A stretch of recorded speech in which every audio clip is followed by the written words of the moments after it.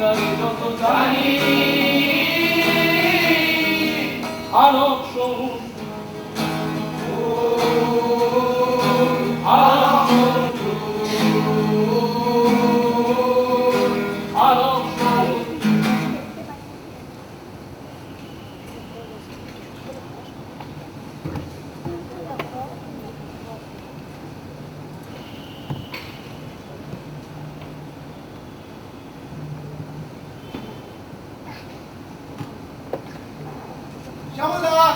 সাগর এসেছিস বাচ্চালি ভাই তোর জন্য অপেক্ষা করছি। কি ব্যাপার বলো তো? বেশ ঘাবড়ে গেলুম তো। কেন গো, কি হয়েছে? বড় একটা অন্যায় করে ফেলেছিলে, তোকে না বলে না শান্তি পাচ্ছিল না। কি এর জন্ডিস? আমার কোনো দোষ ছিল না, বিশ্বাস করো। ছেলেটা এর যত নষ্ট করে ওর নো ওইটুকুই ছিল, সে আবার কি করলো? আরে গত মাসের 8 তারিখ ওর জন্মদিন ছিল। ওই একটু হইচই খাওয়া দাওয়া যেমন হয় আর কি। ওর মামা মাসি স্কুলের দু চারটে বন্ধু বান্ধব নিয়ে একটা ঘরোয়া অনুষ্ঠান, বুঝলি?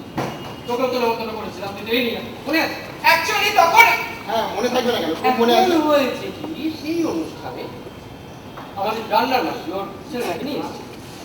সবকিছু ঠিকঠাকই চলছিল, কিন্তু রাতে খেতে বসে রান্নার মাসির ছেলেটা হারামজাদা খবর কি কান্না কি কান্না। কেন আবার বলে ওরও নাকি এরকম একটা জন্মদিন করতে হবে। বোঝ হারামজাদার কথা, তুই হলি সালা একটা ঝিয়ের ছেলে, তোর আবার জন্মদিন দিছে। একটা অনুষ্ঠান বাড়িতে 5 জন লোকের সামনে তুই লজ্জার কাণ্ড বলতে মনে হচ্ছিল না চর মেরে ওর গাড়িটা পেঁপড়ে দিই। হ্যাঁ দিল রতনের মাথায় ছেলের কানটি ধরে ঠাস ঠাস করে চড়। ছেলের নাম ভব, মায়ের নাম রতনের মা। কেন? তারপর এই ছেলেটা খাওয়া দাওয়া শান্তি মতো মিটল, কিন্তু মনটা বুঝলি বিগড়ে গেল। মনে হলো আমার অন্যটার জন্মদিনটা এরকম রান্না মাথা হয়ে এটা চাকরের চাকর, হারামজাদা হারামজাদা সব গোলমাল করে দিল। যা ভাবছো ঠিক তাই। বলছো? সেই রাতে ঠিক করে ফেললাম, বুঝলি? ওই হারামজাদাটারও একটা জন্মদিন করবো, এমন ভাবে করবো যাতে বেটা খুব এত হাসে যাতে সেদিনের কান্না মুছে যায়। হোম মিনিস্ট্রি কি বলছে? মঞ্জু বৌদি কোনো ওরে বাবা, ওর ঘরে তখন 144 ধারা গাড়ি করা আছে, আর আমার নামে সুইটের সাইড অর্ডার। তাহলে কাছে বেশ করুন আর অর্ণব? এটা আমারই মতো হারামজাদা তৈরি হয়েছে। আমার কথা শুনে ওই 8 বছরের কুচির ছেলেটা কি বলে জানিস? কি বলে? বলে ফ্যান্টাস্টিক, আমি বাড়ি সাজাবো বাবা, তুমি সবাইকে নেমন্তন্ন করে দাও। কাণ্ড বন্ধ সার্ভেন্টের ছেলের জন্মদিন।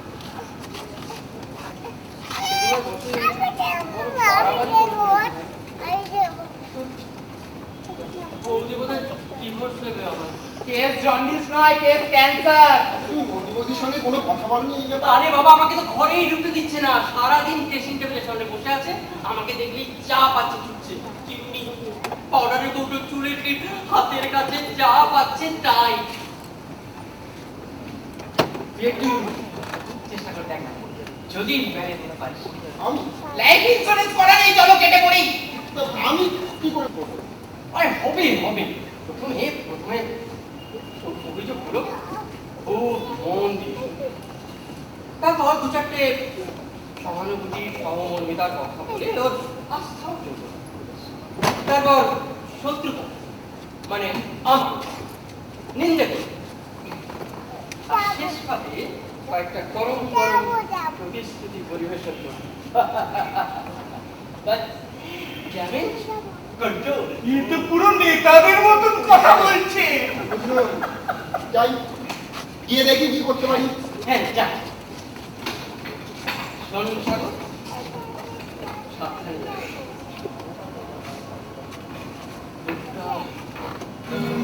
Happy birthday to you. Happy birthday to you. Hey! Happy birthday, dear Bob. Happy birthday to you. Happy birthday to you. Happy birthday to you. Happy birthday, dear Bob.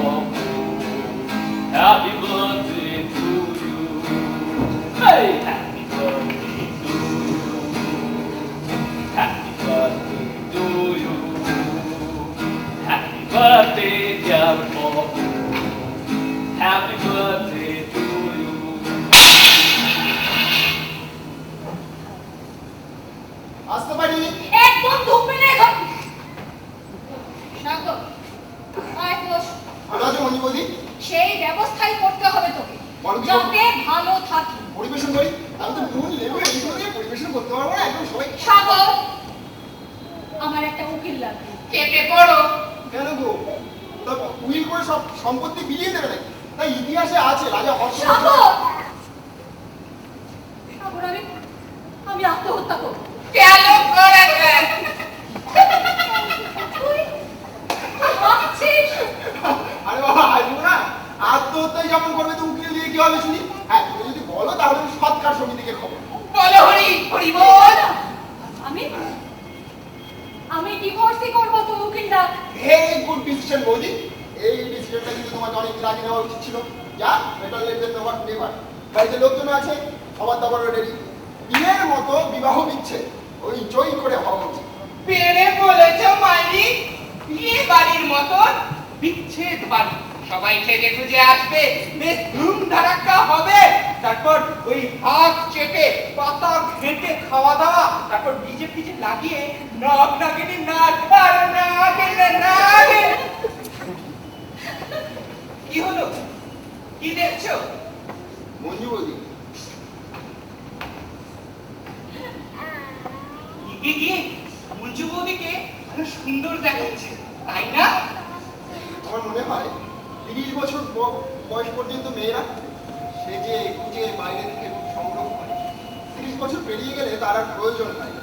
ঠিক ঠিক, তখন মেয়েরা নিজেদের সংসারে সুখ দুঃখ আনন্দ স্বামী সন্তানের ভালোবাসা থেকে এক অদ্ভুত রকমের সৌন্দর্য পায়। বয়স যত বাড়তে থাকে সেই সৌন্দর্যের পরিমাণও আরো বাড়তে থাকে। একজন 70 বছর বয়সের মহিলা চারিদিকে আলো করে রাখতে পারে। লিপস্টিক মেখে চুল কেটে অল্প বয়সী মেয়েরা এই আলো পাওয়ার খুব চেষ্টা করে, কিন্তু পায় না। তুই একবার ভাব সাগর, ভেবে দেখ একবার এই বাড়িতে আর কি হচ্ছে না, সার্ভেন্টের ছেলে জন্মদিন। হ্যাঁ, ভাবতে পারিস তুই? এটা একটা ভদ্রলোকের বাড়ি। ভদ্রলোকের বাড়িতে কখনো কাজের মাসির ছেলের জন্মদিন হয়? আর তাও যদি বা করলি, তাকে আবার 5টা লোক থেকে নিমন্ত্রণ করে খাওয়াবি? কখনো না। অন্যায় কাজ লোক ডেকে করবো কেন? অন্যায় কাজ করবো চুপি চুপি। সে না হয় রতনের বাড়ি তো আর কোনো আত্মীয় নেই। হাজবেন্ড তো ওদিকে তাকাতে দেখে না, আর শ্বশুর বাড়ির কথা না বলাই ভালো। আর রান্না বান্না যখন হচ্ছে তখন কয়েকজন আত্মীয় স্বজন, তোর মতো কয়েকটা ফালতু লোকজন ডাকলি বা ক্ষতি। জন্মদিন তো আর ফাঁকা বাড়িতে হয় না। ব্যাপারটা ঠিক ধরতে পারছি না। সব ব্যাপারেই যখন সমর্থন, তাহলে এত রাগের কারণ কি রে বাবা? সেও না হয় বুঝলাম। ও খাসাবি যদি তাহলে ভালো মতনই খাস। নাচতে নেমে তোর ঘুমটা দিয়ে পারবি? কিন্তু তোর শ্যামলদা, তোর শ্যামলদা আমার একটা কথাও রাখলে না। হ্যাঁ গো বৌদি, এটা না আমিও লক্ষ্য করেছি। শ্যামলদা তোমার কথা কখনো মনে রাখবে। তুমি বলে শ্যামলদার ঘুরে থাকা। এই, তুই কিছু আজালি কমেন্ট করবি না তো? কি জানিস তুই? কি জানিস? এই, তো কতবার বুঝে দে, তোর শ্যামলদা আমাকে একটা গলার হার বানিয়ে দিল। কত হাজবেন্ড দেয় রে? সব ব্যাপার নিয়ে কথা বলতে যাস না সাগর। সব ব্যাপার নিয়ে তোমার ভালো লাগে না। बहुत यारा ना लगता है। লাস্ট 3 দিন ধরে আমি বলছি তোর শ্যামলদাকে ব্যাংকের লকার থেকে আমার গয়না খুলে এনে দাও। আজকে আমি ওগুলো পরবো। শ্যামলদা সেই কথাটাই ভুলে গেল। আর সাথে এতগুলো লোকজন, এখন তুমি একটা গয়নাও নেই। কি করি আমি আজকে? উঠলে কাঁদছে যে। দাদু, বৌদি জানে না আর সে এবং তার এই পরিবার যে ছোট্ট অলঙ্কার করেছে তা কোটিপতিরাও করতে পারে না। দাদা বৌদিকে মন থেকে প্রণাম। Happy birthday to you. Happy birthday to you. Happy birthday, dear Popo. Happy birthday to you, Popo. রোদ্দুরের কাছে থাকবো না, বিন্দেশি গাছপালা ছায়ায় থাকবো না, তাকে শুধুই বইব বুকের গোপন করে। তার পরিচয়ে মনে পড়ে মনেই পড়ে, মনে পড়ে মনেই পড়ে, মনে পড়ে মনে পড়ে, মনে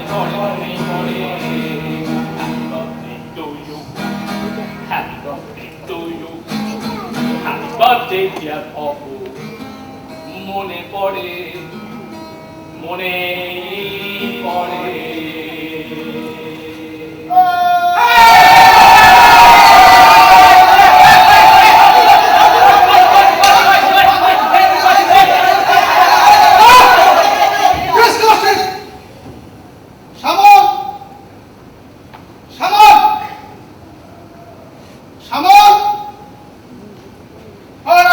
যাই মামা আমায় ডাকছে।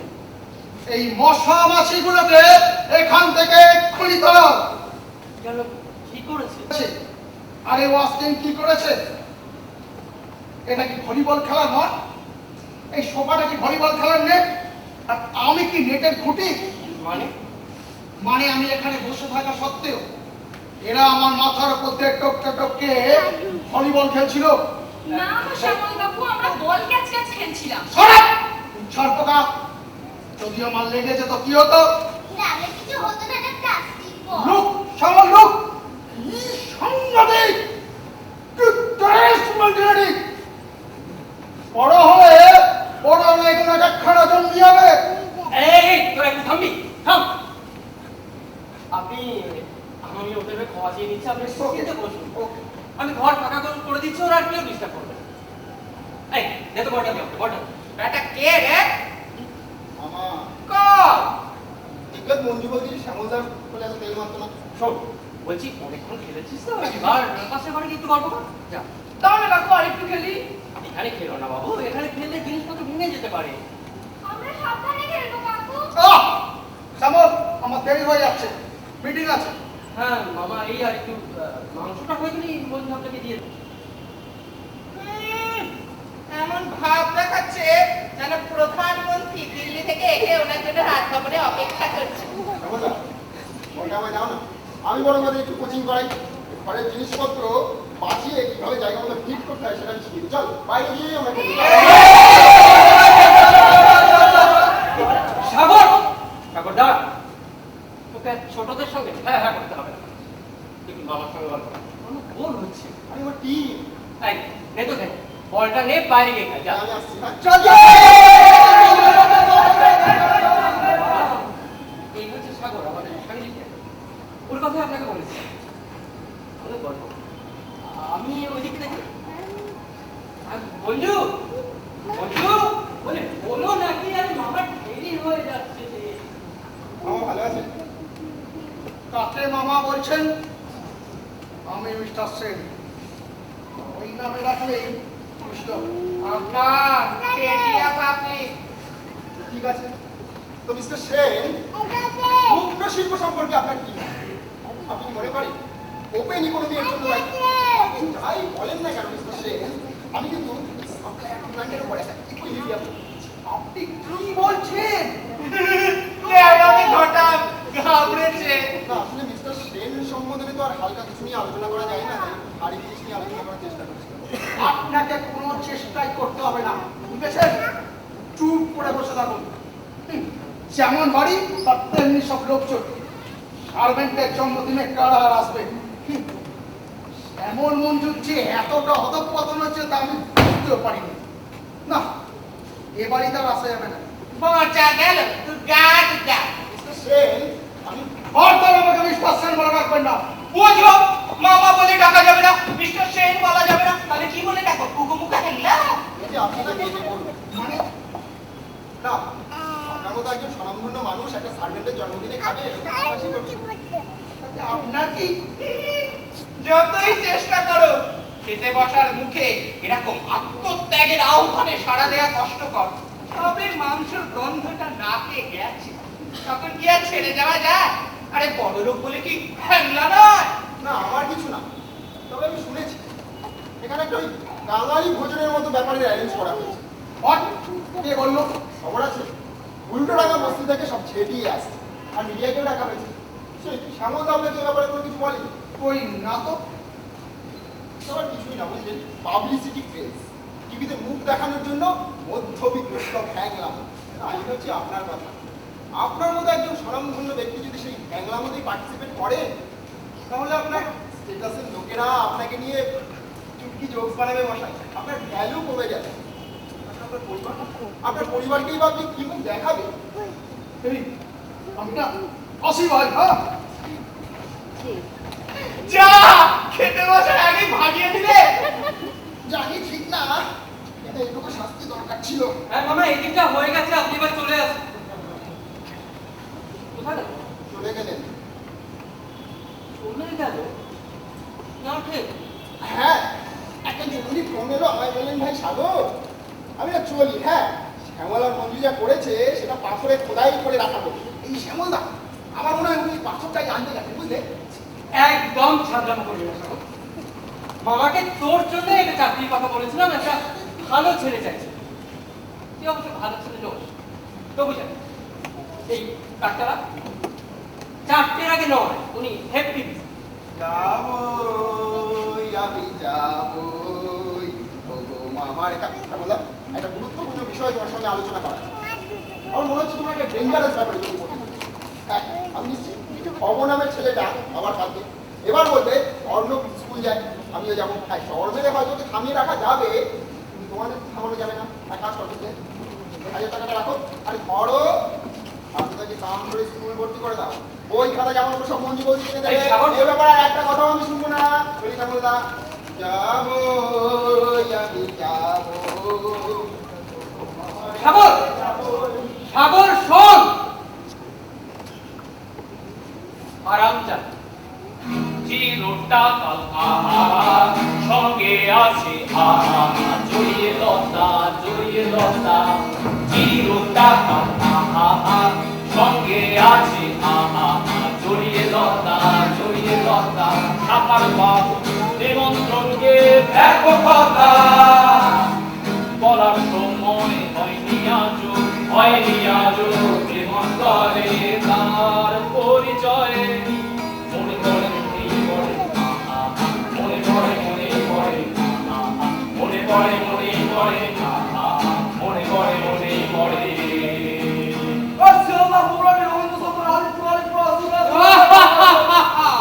ये बात है। तो मिस्टर दत्त को बोल दियो, झुकता टेकासेर हाथ থেকে পাইপের টেন্ডার छीन लेना मुश्किल ही नहीं नामुमकिन है। का 25% থেকে আমি 27 দিয়ে দেবে। চল तेरे लिए 28 দেনা 28। হঠাৎ করে একটা চড় দিতে হয়। কেন? আরে ওটা থেকে বকবক করে চলেছে, থামবার নাম নেই। আরে ওর বকবকমে যে আশেপাশের লোক বিরক্ত হচ্ছে, ব্যাটার বুক কাঁপি নাই। का बोलो तो सही बात बा। तब तो हमनी को जवाब करी। লোকে পাগল বলবে যে। এটা মোবাইল যুগ, ফোনে ভেজল করাটাই আধুনিকতা। তুমি ফোনে ব্যস্ত নাও, তার মানে তুমি সমাজে মূল্যহীন। তাই বলে পাবলিক বাসে লোকের কানে পোকা নড়িয়ে দেবে? আমার থাকলে আমিও করতাম। এই তুমি কি কাজের কথা বলতে? তোমার তো কি কাজের কথা বলেন? আমি অকাজের কথাই বলতাম। তোমার সেই অকাজের কথা কে শুনতো? আছে একজন। বাহ, গোপন রাশি আহা থাকবে না আর আহা বাইরে যাবে গোপন রাশি আহা থাকবে না আর আহা বাইরে যাবে পারলে হৃদয় দুর্বলতাতে যাবে মিছে আমায় যত করে তার পরিচয় মনে পড়ে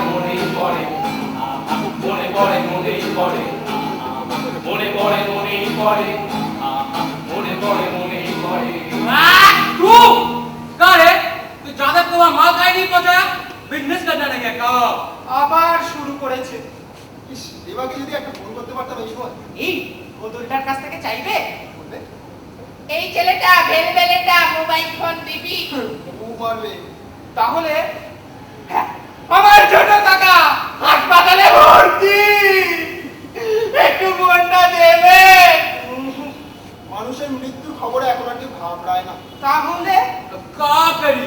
लड़की थी ना, वो कहा है हम थोड़ा नर्वस आ गए थे। चल ठीक है, ऑर्डर मिलते ही बता दूं। हाँ रख दे। ओके, राम राम राम राम। স্যার ভালো আছেন? क्या भाई चिल्ला मत। এই তো পাক্কা বেঙ্গলি আছে। আমাকে চিনবেন না স্যার, কিন্তু রেবা আপনাকে দেখেছে। रेबा की रेबा? हु इज रेबा? তোর দিদিমা। যে শুনেছে মেয়ের নাম তমনি হুই দেবা। দেবা স্যার শান্তিনিকেতনে গিয়েছিল, গান নিয়ে পড়ার খুব ইচ্ছে ছিল। ব্যাড লাগ স্যার, পড়ার পরীক্ষাটা দিয়ে ফেল করলো। ওই চড়ার দিকটাই না একটু হয়ে গেছে। গানগুলো না লাজবাব। ছিল পাইপে ঢুকে গেল কীর্তনাঙ্গের গানে। সেই থেকেই না মেয়েটার মনটা খুব খারাপ। মুখ শুকনো করে বসে থাকে। কষ্ট পাবেন না স্যার, সব ঠিক হয়ে যাবে। আমি না রে বাবা, ম্যাডামকেও পড়াশোনা করতে বারণ করবেন। আপনি একটু বলে দিন না স্যার, আপনি বললে না মেয়েটা একটু ভরসা পায়। কইছে আপনার ফোনটা দিন, আমি ধরিয়ে যান। আপনি কি বলে দিন। এই নিন করুন।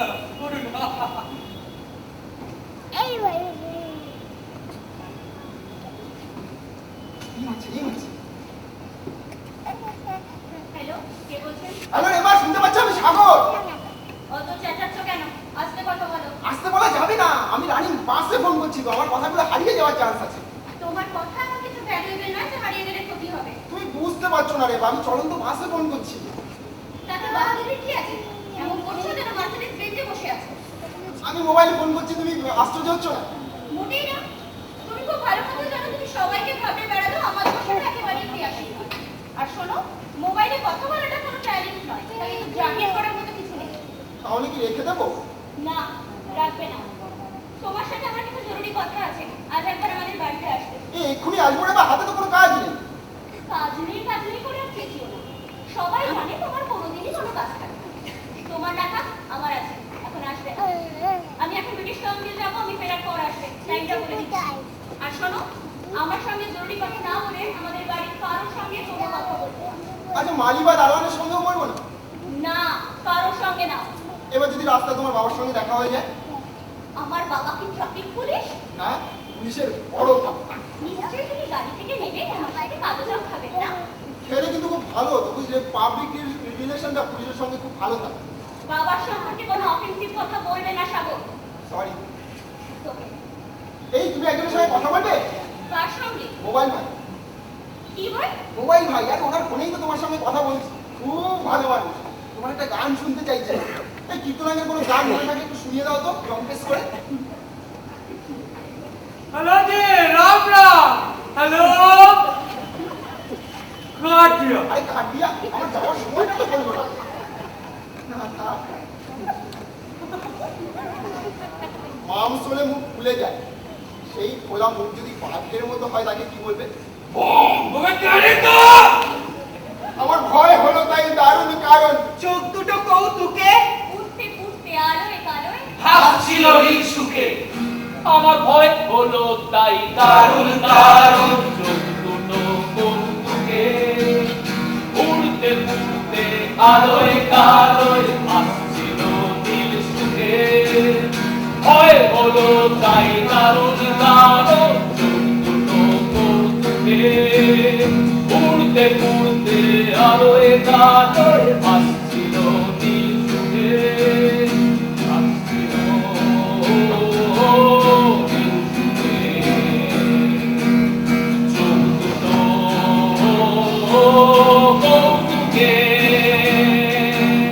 বাগের নতুন ভাই মুক্তি ভাই বাগের নতুন ভাই মুক্তি ভাই অভিমানের আমার ছোট্ট হাতে আঁচড়ে খুলে উঠে আমার ছোট্ট হাতে আঁচড়ে খুলে উঠে আমার ছোট্ট হাতে আঁচড়ে খুলে উঠে আমার ছোট্ট হাতে আঁচড়ে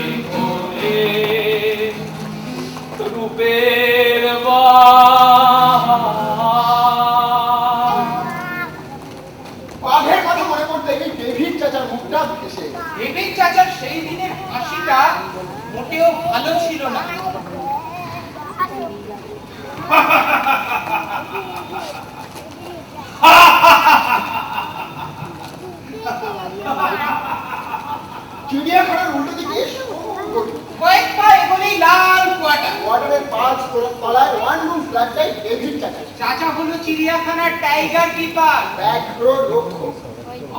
অতি উচ্চ স্তরের পশু হলেও ব্যাঘ্র রক্ষকরা কিন্তু নিচু স্তরের কর্মী। রাজকীয় পশুর দায়িত্বে থাকলেও মাইনে পত্র কিন্তু রাজকীয় নয়। সুযোগ সুবিধাও নগণ্য। কোয়ার্টার যদিও পেয়েছে তবে সেটা অনেকটা উপরে। যেখানে লিফটের ব্যবস্থা থাকে না সেখানে নিচু তলার কর্মীরা সবসময় উঁচু তলাতে ফ্ল্যাট পায়।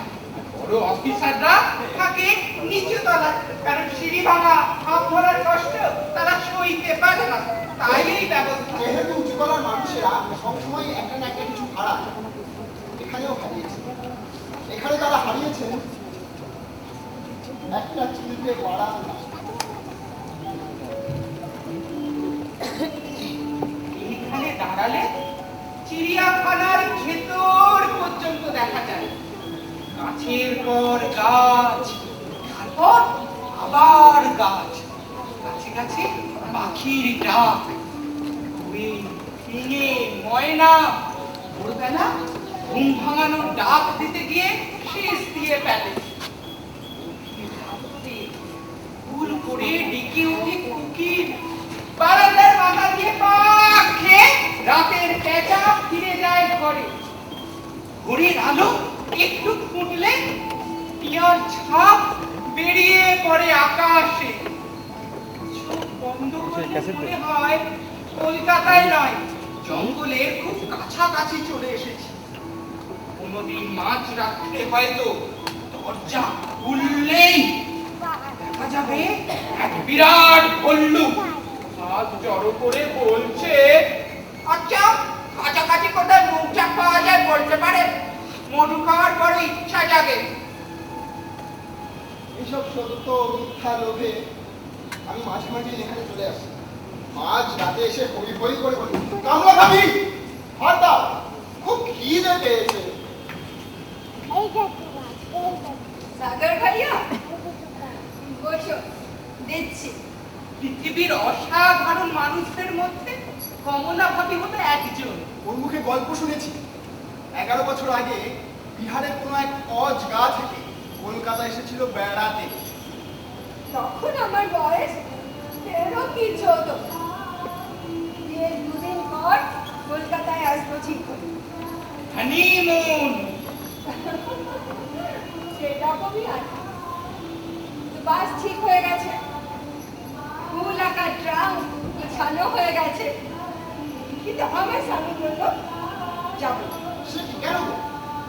আমার সতীন বউ, আমার স্বামী প্রথম বউ গোয়াতে, তাই উনি আর আসবেন না।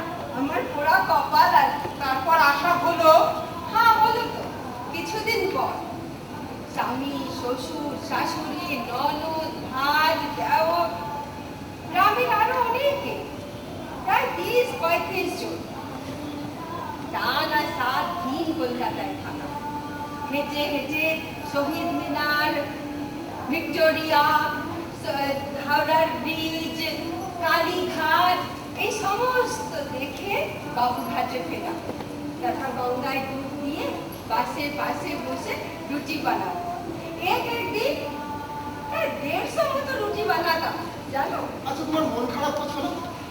না না, প্রথম প্রথম তো খুব আনন্দে ছিলাম, কত ঘোরা, মজা, গল্প, কিন্তু কিন্তু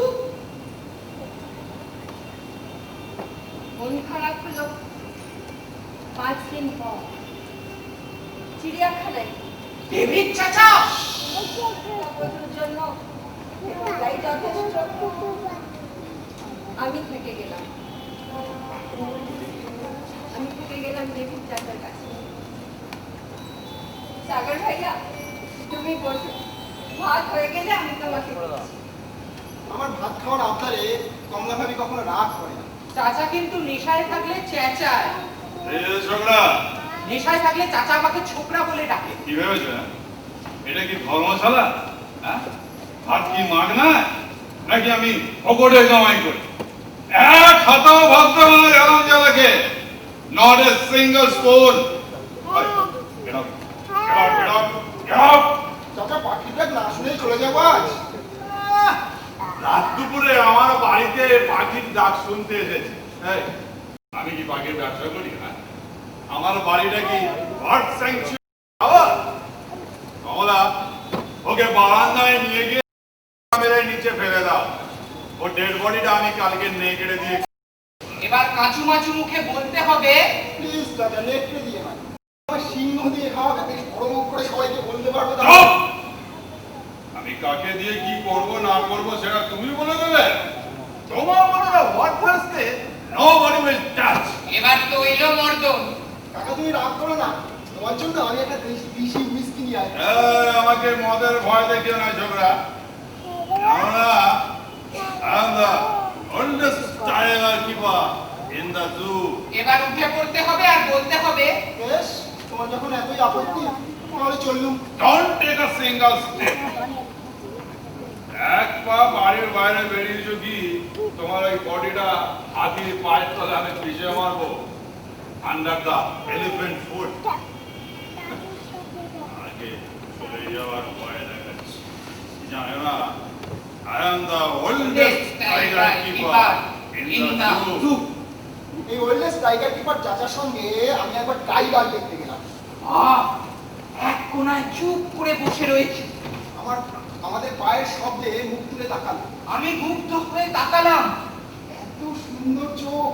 চিড়িয়াখানায় কত বাঘ দেখেছি, ওই বাঘের চোখ এত সুন্দর কখনো দেখিনি তো।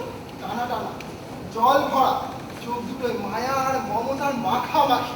আমি মুগ্ধ হয়ে তাকিয়ে থাকলাম। সুন্দর চোখ হবে হরিণের, বাঘের নয়। তার চোখে থাকবে চঞ্চলে ঘৃণা, হিংসা।